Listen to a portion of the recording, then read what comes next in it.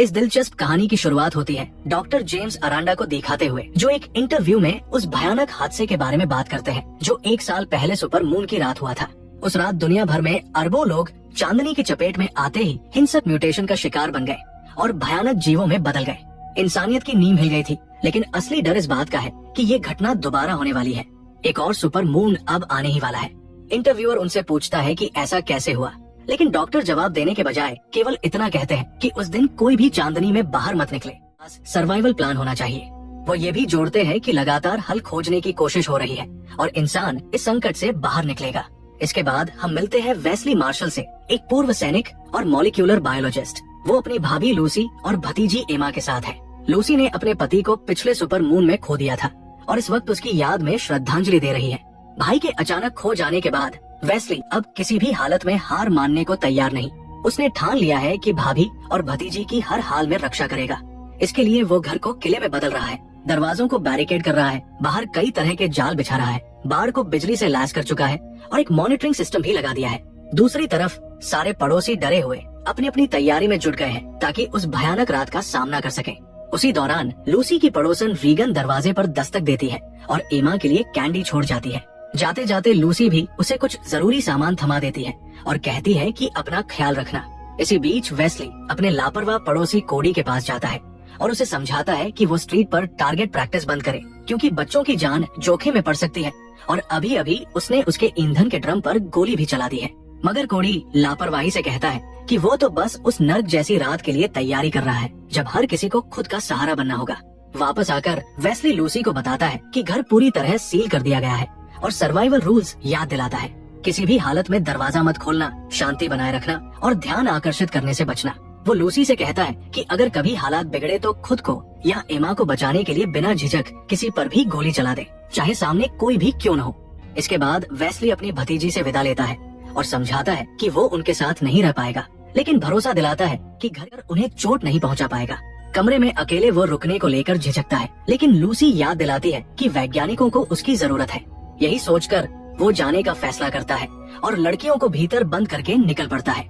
सड़कों पर इस बीच अफरातफरी मची है। हर कोई सुरक्षित जगह पहुंचने की भागदौड़ में लगा है। दूसरी ओर एक प्रेस कॉन्फ्रेंस में वैज्ञानिक और सैन्य अधिकारी इकट्ठा होते हैं। डॉक्टर जेम्स उस टीम का परिचय कराते हैं जो इस दानवी मुसीबत का इलाज खोजने के लिए जी जान से मेहनत कर रही है और उसी टीम का अहम हिस्सा वेस्ली भी है। डॉक्टर बताते हैं कि उनकी टीम ने मॉन्सरेन नामक सीरम विकसित किया है जो मानव डीएनए के साथ मिलकर सुपर मून के प्रभाव को रोकने की क्षमता रखता है। वो ये भी कहते हैं कि आज की रात इस बीमारी की स्थायी दवा खोजने के लिए निर्णायक साबित होगी। अंत में सबको शुभकामनाएं देते हैं। उसी सुविधा केंद्र के अंदर वैज्ञानिक और सैन्य अधिकारी स्वयं सेवकों को टेस्ट सब्जेक्ट के रूप में आगे लाते हैं। उन्हें सीरम देकर उस रात की चांदनी में परखा जाना है ताकि पता चल सके कि ये वास्तव में काम करता है या नहीं। उन्हीं में से एक है माइल्स, वैज्ञानिक एमी का पति। उसे मजबूत जंजीरों से जकड़कर एक विशाल पिंजरे में बंद कर दिया जाता है। सूरज ढलते ही पूरी आबादी डर के साए में काउंटडाउन शुरू कर देती है। वेस्ली और उसकी टीम के बाकी सदस्य खास सूट पहनते हैं ताकि सुपर मून की रोशनी से होने वाले म्यूटेशन से बचे रहें और टेस्ट सब्जेक्ट्स के पास पहुंचते हैं। माइल्स के अलावा वहाँ एक महिला और 2 पुरुष भी मौजूद हैं। जैसे जैसे काउंटडाउन खत्म होता है, वैज्ञानिक पूरी तैयारी में जुट जाते हैं। तभी महिला घबरा जाती है, कहती है कि उसने अपना इरादा बदल लिया है और अब बाहर जाना चाहती है, लेकिन देर हो चुकी है। अचानक टेस्टिंग शेड की छत खुलती है और आकाश में पूरा चांद झलक उठता है। पल बेहद तनावपूर्ण हो जाता है, मगर हैरानी की बात ये होती है कि किसी भी स्वयं सेवक का रूपांतरण नहीं होता। इससे लगता है कि सीरम सफल रहा है। वैज्ञानिकों के चेहरों पर राहत और उत्साह लौट आता है और वे अगले चरण की तैयारी करने लगते हैं। उधर लूसी की गली में एक काली परछाई तेजी से गुजरती है, जिससे कोडी और लूसी दोनों सतर्क हो जाते हैं। घरों की बत्तियां झपकने लगती है और माहौल और भी डरावना हो उठता है। लूसी मॉनिटर पर नजर डालती है, मगर सब सामान्य दिखाई देता है। वही रीगन अपने घर पर माँ को पुकारती है, लेकिन कोई जवाब नहीं मिलता। अचानक उसकी सांसें तेज होने लगती है और घबराहट में वो पीछे मुड़ती है, जहाँ एक दैत्याकार परछाई हमला करने को तैयार खड़ी होती है। इस बीच टेस्टिंग विंग में डॉक्टर जेम्स स्वयं सेवकों के बीच आते हैं और वेस्ली उन्हें दिखाता है कि सीरम ने कैसे म्यूटेशन को रोका है। वेस्ली कहता है कि ये म्यूटेशन शायद किसी तरह की सुप्त रक्षा प्रतिक्रिया है जिसे सुपर मून सक्रिय कर देता है। जेम्स पूछते हैं कि ये सब अभी क्यों शुरू हुआ, लेकिन वेस्ली के पास उस सवाल का जवाब नहीं। लेकिन तभी अचानक माइल्स के शरीर में कुछ अजीब होने लगता है और शुरू हो जाता है। डॉक्टर जेम्स तुरंत आदेश देते हैं कि उस पर सीरम छिड़का जाए, मगर माइल्स, जिसकी एक बाह पर पहले ही फर उग चुका होता है, मशीन को पकड़कर दूर फेंक देता है। देखते ही देखते माहौल अराजक हो जाता है और बाकी तीनों स्वयं सेवक भी बदलने लगते हैं। पूरी सुविधा का सिस्टम गड़बड़ा जाता है और एमी लगातार चिल्लाती है कि छत तुरंत बंद करो, लेकिन बिजली फेल होने से ऐसा करना संभव नहीं। जब चारों तरफ हाहाकार मच जाता है और स्वयं सेवक दैत्याकार जीवों में बदल जाते हैं, वेस्ली समझ जाता है कि माइल्स पूरी तरह एक्सपोज हो चुका है और अब उसका रूपांतरण रोकना नामुमकिन है। वो ट्रैंक्विलाइजर देने की कोशिश करता है, मगर बेअसर साबित होता है। माइल्स पूरी तरह से म्यूटेट होकर एक वैज्ञानिक पर हमला करता है और फिर भाग निकलता है। इस अराजकता के बीच वेस्ली घायल साथी को उठाकर सुरक्षित जगह ले जाने की कोशिश करता है, लेकिन एक और वैज्ञानिक घबराहट में इधर उधर गोलियां चलाने लगता है। नतीजा ये होता है कि वो गलती से एक और पिंजरे में बंद दैत्य को आजाद कर देता है। पिंजरों से छूटे वेयरवुल्फ अंदर ही अंदर वैज्ञानिकों का सफाया कर देते हैं, यहाँ तक कि वही वैज्ञानिक भी मारा जाता है जो गोलियां चला रहा था। कुछ वैज्ञानिकों को सेना के जवान बाहर निकालने की कोशिश कर रहे हैं, जबकि एमी भागते भागते वेस्ली और उसके घायल साथी से टकरा जाती है। तभी कॉरिडोर से एक भयंकर गर्जना सुनाई देती है और वे रास्ता बदलकर एक और कमरे में घुस जाते हैं। दरवाजा बंद करने में वे किसी तरह कामयाब होते हैं, जबकि दैत्य ठीक पीछे तक पहुंच चुका होता है। उधर लूसी कैमरों पर दैत्याकार हलचल देखकर सिहर उठती है। कोड़ी पहले से तैयार बैठा है और पेड़ पर दिखे एक जीव पर निशाना साधकर गोलियां चलाने लगता है। इस बीच वेस्ली का घायल साथी दम तोड़ देता है। एमी कहती है कि उन्हें यही रुकना चाहिए जब तक मदद न आ जाए, लेकिन वेस्ली साफ कह देता है कि मदद आने वाली नहीं और अगर वे रुके तो मर जाएंगे। एमी याद दिलाती है कि बाहर निकलने का मतलब चांदनी में आना है और तब वे भी राक्षस बन जाएंगे। वेस्ली जवाब देता है कि वे सीरम का इस्तेमाल करके इसे रोक सकते हैं। कोडी अब भी बाहर पर नजर गड़ाए बैठा होता है कि अचानक खिड़की तोड़कर एक भारी भरकम फ्रीजर उसके ऊपर आ गिरता है और वो दूर जा पटकता है। इससे बुरी बात ये होती है कि वह सीधे चांदनी में आ जाता है और उसका रूपांतरण शुरू हो जाता है। दूसरी ओर वेस्ली और एमी सावधानी से रास्ता बदलते हुए सुविधा केंद्र में आगे बढ़ते हैं। दैत्यों से बचते बचाते एक कमरे तक पहुंचते हैं और जितना संभव हो सके हथियार और सामान इकट्ठा कर लेते हैं। वेस्ली घड़ी सेट कर देता है ताकि सीरम का असर, जो लगभग 1 घंटे तक रहता है, बेकार न जाए, और साफ कहता है कि अगर उनमें से कोई बदल गया तो दूसरा अकेले आगे बढ़े। बाहर निकलते ही उनका सामना रूपांतरित माइल से हो जाता है। वेस्ली गोली चलाने ही वाला होता है कि एमी उसे रोकती है और गैस कंटेनर पर निशाना साधकर विस्फोट करती है, जिससे माइल्स अस्थायी रूप से सुन्न हो जाता है। दोनों किसी तरह भागकर और वहाँ से निकल पड़ते हैं। वेस्ली का अब एक ही लक्ष्य है, लूसी के घर पहुँचना।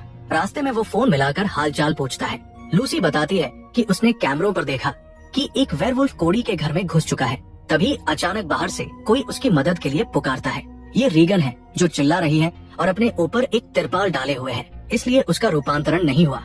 लूसी दहशत में उसे बचाना चाहती है, मगर जानती है कि ये बेहद बड़ा जोखिम है। फोन पर वेस्ली घबराहट में चिल्लाता है कि किसी भी हालत में दरवाजा मत खोलना और नियमों को याद रखो। मगर लूसी अपने पड़ोस की बच्ची को इतनी असुरक्षित हालत में देखकर खुद को रोक नहीं पाती। वो कैमरे के साउंड सिस्टम से रीगन को कहती है कि शांत रहो, लेकिन देर हो चुकी होती है। एक दैत्याकार जीव अचानक उस पर झपट पड़ता है और उसे घसीट ले जाता है। इसी बीच वेस्ली और एमी की कार के सामने एक बस आ जाती है और टक्कर टलना नामुमकिन हो जाता है। कनेक्शन टूटने के बाद लूसी देखती है कि बाहर उसका दोस्त किस क्रूरता से वेयरवुल्फ के हाथों निगल लिया जाता है। बाहर खड़ा वह राक्षस भयानक गर्जना करता है, जिससे लूसी और एमा की रूह कांप उठती है। कार दुर्घटना में वेस्ली और एमी बुरी तरह फंस जाते हैं, लेकिन आग फैलने से पहले किसी तरह बाहर निकल जाते हैं। उधर वेयरवुल्फ बन चुका कोडी रीगन के शव को उठाकर लूसी के घर की इलेक्ट्रिक फेंस पर पटक देता है ताकि उसका सुरक्षा कवच टूट जाए। लूसी एमा को सुरक्षित जगह भेजती है और जब देखती है कि कोडी फेंस के पास मंडरा रहा है तो उसके चेहरे पर पेपर स्प्रे दाग देती है। राक्षस दर्द से चिल्ला उठता है। वेस्ली और एमी अब पैदल ही आगे बढ़ते हैं, कोशिश करते हैं कि राक्षसों का ध्यान न खींचे, लेकिन रास्ते में उन्हें गाड़ियों के पास उत्पात मचाती वेयरवुल्फ की पूरी टोली मिल जाती है। कोई चारा न देखकर दोनों कारों के पीछे झुककर धीरे धीरे निकलने लगते हैं। तभी एक जीव उनकी गंध सूंघ लेता है। वेस्ली तुरंत एमी को खींचकर एक कार के नीचे ले जाता है, उम्मीद करता है कि इतने सारे महक में उनकी मौजूदगी दब जाएगी। वो जीव कार की खिड़कियां तोड़कर तलाश करता है और फिर पास आकर जमीन सूंघता है। पल भर के लिए लगता है कि उसने पहचान लिया है, लेकिन वो वहाँ से लौट जाता है। दूसरी ओर कोडी अपनी आंखों की जलन कम करने के लिए पानी उड़ेलता है और जैसे ही ठीक होता है एक भयंकर हुआकार छोड़ता है। लूसी और भी सहम जाती है। उधर वेस्ली और एमी समझते हैं कि खतरा टल गया है और कार के नीचे से निकलते हैं। मगर तभी उनकी घड़ी बीप करने लगती है। 1 घंटा पूरा हो गया है और सीरम का असर अब खत्म होने वाला है। आवाज सुनते ही पास के सभी वेयरवुल्फ फिर से सक्रिय हो जाते हैं। दोनों जान बचाने के लिए भागते हैं, लेकिन राक्षस उनके पीछे पड़ जाते हैं। भागते भागते उन्हें एक सुपरमार्केट का गेट बंद होता दिखाई देता है और वे अंदर घुसने की कोशिश करते हैं। गेट के भीतर खड़ा एक लड़का उन्हें देख लेता है और जल्दी से अंदर खींच लेता है। अंदर पहुंचते ही अचानक नकाब हमला कर देते हैं। एमी को चाकू से काबू में कर लिया जाता है। वेस्ली और एमी उन्हें समझाने की कोशिश करते हैं कि वे वैज्ञानिक हैं और इलाज ढूंढने पर काम कर रहे हैं, मगर उनमें से एक कहता है कि कोई इलाज नहीं है और पूछता है कि उन्हें राक्षसों के हवाले क्यों न कर दिया जाए। वेस्ली साफ कह देता है कि वो बस अपने परिवार तक पहुंचना चाहता है और इसके लिए उसे सुपरमार्केट के नीचे बने टनल्स का इस्तेमाल करना होगा। कुछ सोचने के बाद मुखौटाधारी उन्हें टनल के दरवाजे तक ले जाने को तैयार हो जाता है, मगर चेतावनी देता है कि आगे उन्हें खुद ही रास्ता तय करना होगा। उसी वक्त लूसी कैमरों पर देखती है कि बाहर की गली अब पूरी तरह दैत्यों से भर गई है और ये जीव अब यूं ही भटक नहीं रहे, बल्कि संगठित होकर कुछ बड़ा करने की तैयारी में दिख रहे हैं। वेस्ली और एमी धीरे धीरे टनल में आगे बढ़ते हैं। रास्ते में एक भारी गेट बंद मिलता है तो वेस्ली उसे गोली से तोड़ने की तैयारी करता है, लेकिन इससे पहले ही पीछे से एक दैत्याकार जीव उन पर झपट पड़ता है। अब उनके पास केवल लड़ने का ही विकल्प बचता है। गोली चलाने से पहले ही राक्षस पूरी ताकत से उन पर टूट पड़ता है। गेट तोड़कर उन्हें जमीन पर पटक देता है। टक्कर से एमी बेहोश हो जाती है। वेस्ली उठने की कोशिश करता है, लेकिन जीव उसे दोबारा दूर फेंक देता है। अगले ही पल जब दैत्य उस पर टूटता है, वेस्ली किसी तरह पास पड़ी लोहे की छड़ पकड़ लेता है और पूरे जोर से उसे भोंक देता है। राक्षस वही ढेर हो जाता है। थोड़ी देर बाद एमी होश में आती है और वेस्ली को सहारा देकर आगे बढ़ाती है। आगे बढ़ते हुए वे एक ऐसे रास्ते तक पहुंचते हैं जो सीधे सड़क से जुड़ा है, लेकिन वहाँ रुक जाते हैं क्योंकि ऊपर सुपर मून की रोशनी फैल रही होती है। दोनों अपने ऊपर तिरपाल डालकर धीरे धीरे आगे बढ़ते हैं। पास की एक दुकान में घुसते ही गलती से अलार्म बज जाता है, जिसे तुरंत बंद कर देते हैं क्योंकि वे जानते हैं कि ये आवाज दैत्यों के लिए सीधे खाने का न्योता है। उनके पास एक और डोज सीरम है, लेकिन बहुत गर्म है, इसलिए उसे फ्रीजर में रखकर ठंडा करना पड़ता है। यही वजह है कि वे उस दुकान में घुसे थे। उधर लूसी के घर पर इलेक्ट्रिक फेंस अभी भी काम कर रहा है, जिससे थोड़ी सुरक्षा बनी हुई है। राक्षस पास मंडराते हैं, लेकिन पार नहीं कर पाते। तभी वे कैमरों को एक एक करके तोड़ना शुरू कर देते हैं और अब केवल 2 कैमरे बचते हैं। लूसी लगभग अंधी हो चुकी होती है।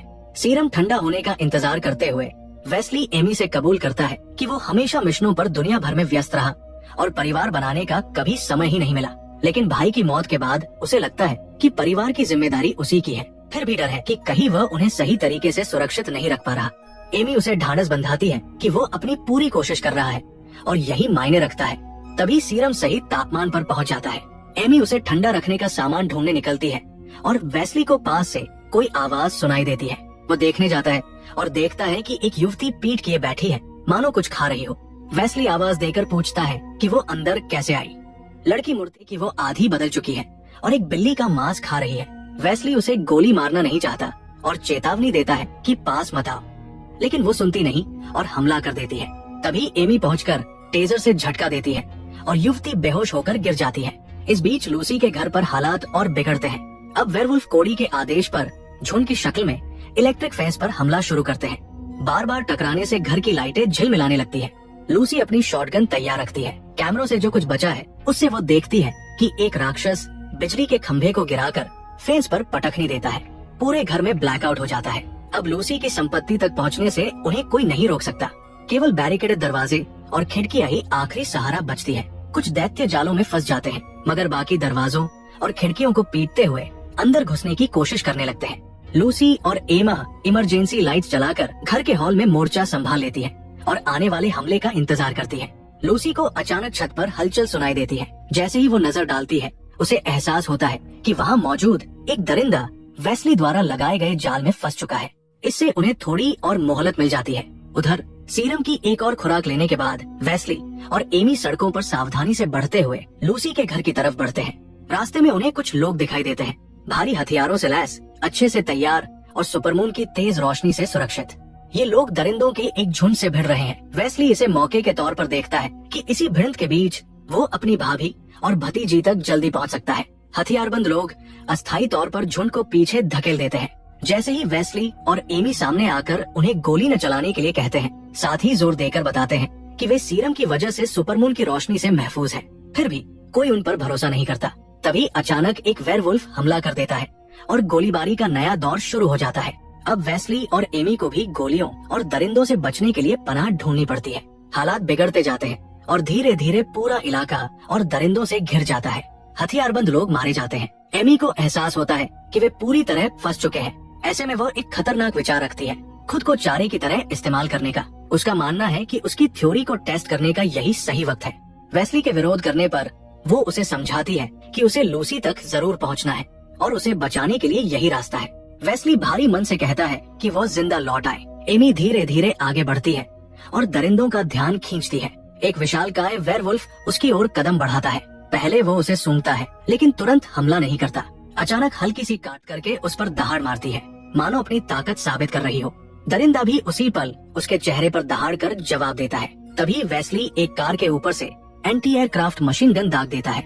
गोलियों की बौछार से दरिंदे भागने लगते हैं और इधर उधर पनाह ढूंढते हैं। जैसे ही रास्ता साफ होता है, वेस्ली एमी को पुकारता है कि वो भागकर कार में बैठ जाए, लेकिन इससे पहले कि वो कार तक पहुंच सके, एक विशाल पंजा उसे दबोच लेता है और ऊपर की ओर घसीट ले जाता है। वेस्ली उसे देखने की कोशिश करता है। एमी और वो दरिंदा दोनों उसकी नजर से ओझल हो चुके हैं। मजबूर वेस्ली के पास कोई और रास्ता नहीं बचता। उसे लूसी तक पहुंचना ही है, इसलिए वो तेजी से कार आगे बढ़ा देता है। इस बीच लूसी छत की ओर गोलीबारी कर रही है। कुछ दरिंदे मरते हैं, मगर वे लगातार अंदर घुस रहे हैं। गोलियां लगभग खत्म हो चुकी हैं और अब उसके पास बस चाकू और पेपर स्प्रे बचा है। बैरिकेड्स भी कमजोर पड़ रहे हैं। आखिरकार दरिंदे एक एक करके घर में घुसने लगते हैं। लूसी अपनी बेटी एम्मा को लेकर छिपने की कोशिश करती है। तभी बाहर से गाड़ी का हॉर्न गूंजता है। वेस्ली लौट आया है और दरिंदों का ध्यान खींच रहा है। सभी दरिंदे सड़क पर इकट्ठा हो जाते हैं और वेस्ली उन्हें कुचलने के लिए गाड़ी सीधी उन पर चढ़ा देता है। मगर आखिरी पल में कोडी, जो अब पूरी तरह दैत्य बन चुका है, गाड़ी के बोनट पर कूद पड़ता है और वेस्ली की गाड़ी एक घर से टकरा जाती है। लूसी और एम्मा को लगता है कि वे खतरे से बाहर निकल आई है, मगर तभी एक और दरिंदा दीवार तोड़कर उन पर झपटता है। दोनों भागकर दूसरे कमरे में जाते हैं। लूसी एम्मा को जल्दी से अलमारी के अंदर छिपा देती है।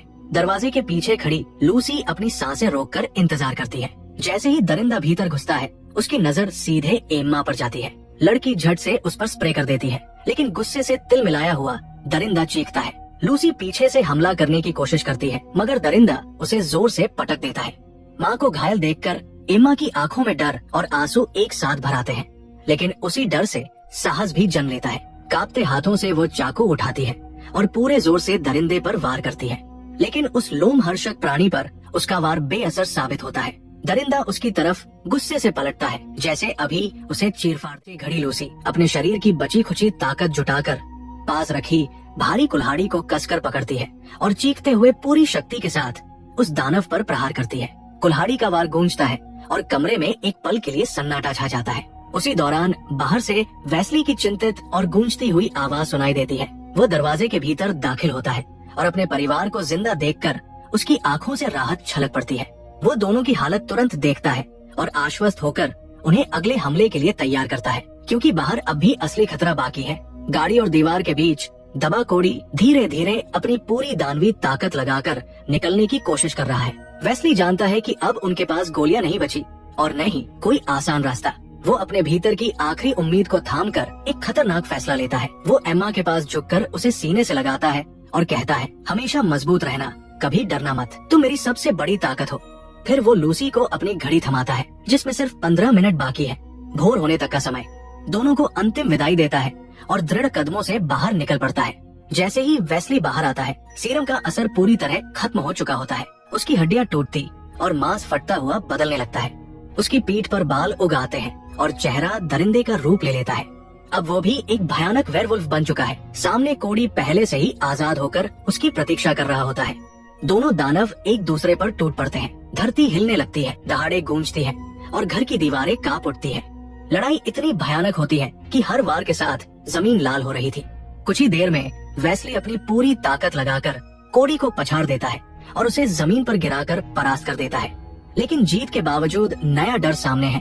अब वेस्ली खुद भी इंसान नहीं रहा, बल्कि उन्हीं दरिंदों जैसा बन चुका है। लूसी की रगों में डर दौड़ने लगता है। वो एम्मा को तुरंत एक सुरक्षित जगह पर छिपा देती है और खुद आखिरी उम्मीद की तलाश में घर का कोना कोना खंगालती है। तभी उसकी नजर फर्श पर पड़ी एक आखिरी शॉटगन शेल पर जाती है। वो झट से हथियार लोड करती है और दरवाजे के पास खड़ी हो जाती है। भारी कदमों की गूंज घर में भर जाती है।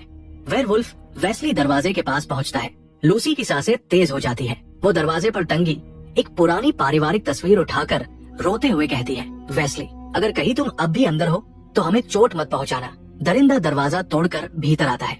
उसकी आंखें लाल आग की तरह चमक रही हैं, लेकिन हमला करने की बजाय वो कुछ पल ठिठकता है, मानो तस्वीर और लूसी की आवाज उसकी आत्मा तक भी। अचानक वो जोरदार दहाड़ मारता है, जिससे लूसी पीछे गिर जाती है। वो तुरंत शॉटगन उठाती है और ट्रिगर दबाने ही वाली होती है कि उसकी घड़ी बीप करने लगती है। सुबह हो चुकी है। लूसी अंतिम कोशिश के तौर पर खिड़की पर गोली दाग देती है। कांच टूटता है और कमरे में तेज सुनहरी धूप भर जाती है। सूरज की किरणें सीधा वेस्ली के चेहरे पर पड़ती है। उसके शरीर से बाल जलने लगते हैं, हड्डियां वापस जुड़ने लगती हैं और कुछ ही पलों में उसका दानवी रूप पिघलकर गायब हो जाता है। अब वेस्ली अपने असली इंसानी रूप में लौट आता है, थका हुआ पर जीवित। उसकी आंखों में लूसी और एम्मा को सुरक्षित देखकर वो मुस्कुराता है। परिवार फिर से एक हो जाता है। एक लंबी रात का भयावह सफर सूरज की रोशनी के साथ खत्म होता है और यही इस रोमांचक कहानी का समापन होता है। और ऐसी ही अद्भुत कहानियों के लिए चैनल से जुड़े रहिए।